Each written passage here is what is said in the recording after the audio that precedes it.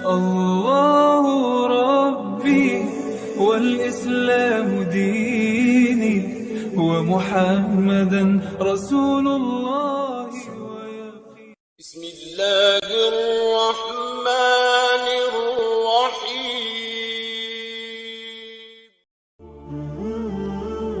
Assalamualaikum warahmatullahi wabarakatuh. Saudaraku yang dirahmati Allah Subhanahu wa Ta'ala, jumpa lagi dengan kami Al-Wars Channel. Semoga hadirnya kami sedikit membawa manfaat.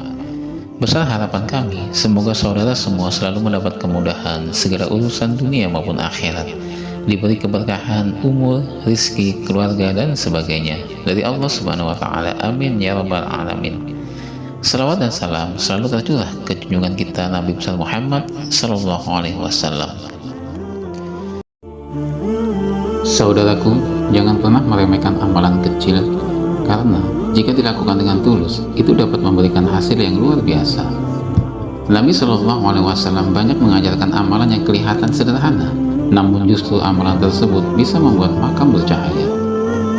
Orang sering meremehkan amalan-amalan remeh yang diajarkan Nabi Muhammad SAW sehingga enggan untuk mengikutinya.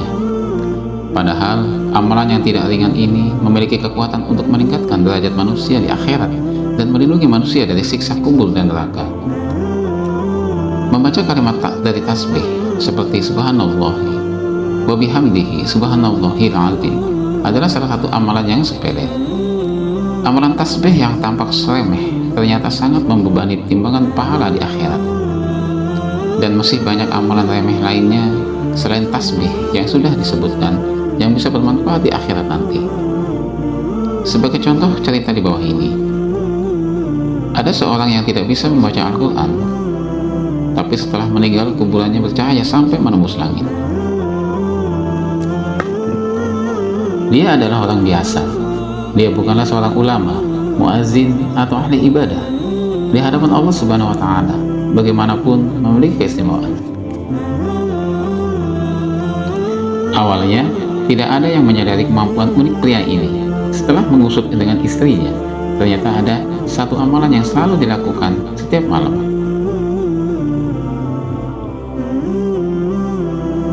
Dia selalu membersihkan diri atau berwudu sebelum masuk kamar pada malam hari, dan terlihat sebuah Al-Quran terletak di atas meja di ruangan itu.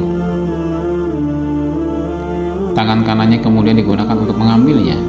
Dia menciumnya seolah-olah mereka adalah pengantin baru. Dia pura-pura membaca Al-Quran sambil memusatkan perhatian pada setiap huruf dan baris yang menghiasi halaman-halamannya. Dia sangat senang dengan apa yang dia lakukan. Air matanya mengalir di pipinya setiap kali dia berbalik untuk melihat. Air matanya membuat Al-Quran terlihat semakin parah karena berjatuhan dan membasahi halaman yang sedang dibacanya.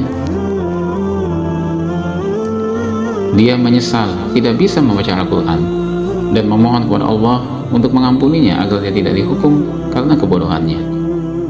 Ia mengaku sangat mencintai firman Allah meski tidak bisa membaca Al-Quran. Dia terus melakukan ini sampai kematiannya diambil darinya. Hebatnya, cahaya bisa terlihat bersinar dari tanah kuburannya. Cahaya yang memancar ke langit tampak menjadi saksi bahwa Allah Subhanahu wa Ta'ala telah meridhoi amalan yang telah dilakukan. Hikmah dari cerita ini yaitu orang-orang yang mencintai Al-Quran, sekalipun tidak bisa membacanya, akan mendapat tempat yang tinggi di hadapan Allah. Sebab orang yang cinta kepada Al-Quran sama halnya dengan mencintai Allah, sedangkan orang yang tidak mencintai Al-Quran sama halnya dengan orang yang tidak mencintai Allah. Wallahu a'lam.